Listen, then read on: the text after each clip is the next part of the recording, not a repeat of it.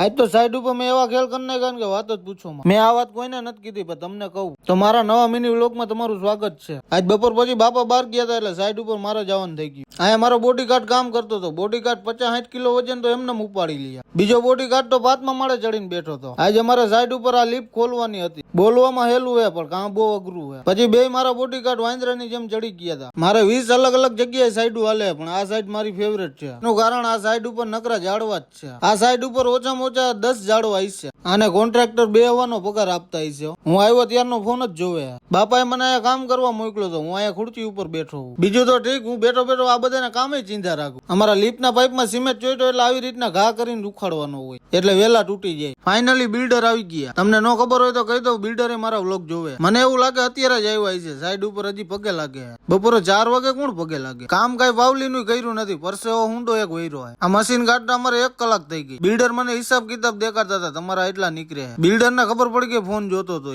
મેં જ કીધું તું એટલે એને ખીજાતા હતા. મેં પાઇપ ને ઘા કરવાની ના પડી તો આવી રીતના સાફ કરતા હતા. પછી કોન્ટ્રાક્ટર નીકળી ગયા બીજી સાઈડ ઉપર જવા માટે. કોન્ટ્રાક્ટર વયા ગયા તો આ મોજમાં આવી ગયો. હવે પાછો ફોન જોવા મળશે. ફાઇનલી લિફ્ટ ને રાખવા ગયા તો આ દિવાલમાં અડી ગઈ, તૂટી ગઈ દિવાલો. પોસ્ટ ઓફિસ ની દિવાલ એટલે હોનાની કરીને દેવી જોઈએ. બોડીગાર્ડ ને ના પાડતો તો વાય અડી જાય, માયનો નહીં મારું. આ બધા તો હું આવ્યો ત્યારનું જોઉં, બધા બાજ જ છે. પીળા ટી શર્ટ વાળા તો મારી ઉપર પાણકાના ઘા કર્યા. જો મેં હું કીધું તું, પાછો ફોન જોવા માંડ્યો. આ ફોન જોવે ને એટલે જ સાઈડ 8 મહિના આયલી. આવ્યો તો કામ કરવા, અહીંયા દડેથી રમતો હતો. બાપાને ખબર પડી હોય ને તો બહુ મારે. આ કાંડ ની વાત કરતો હતો હું. આ ગમે એમ તો મારો ભાઈબંધ જ છે, દાંડિયાથી રમે. આ બે કઈક વહીવટ કરી લીધો મને કેતા નથી. સાઈડ ઉપર કામ પતાવીને ઘર બાજુ નીકળી ગયા. અમારા 5:30 વાગે એટલે સાઈડ ઉપરથી ઘરે નીકળી જવાનું. મને લાગે રાજકોટમાં વરસાદ આવવાનો હોય, વાદળ છવાઈ ગયા. ઘરે જાય એની પેલા રવેજી હોટલ ની ચા નો સબડકો તો મારવો જ પડે. અને આ પાનના ગલાવાળાનો વ્લોગમાં લીધા વગર મારે નો હાલે. આ બધા મારા વિડીયો કાયમ જોવે. પછી હું નીકળી ગયો ઘોડા ગાડીને લઈને ઘર બાજુ. મળીએ નવા વિડીયોમાં. ત્યાં સુધી જય સોમનાથ.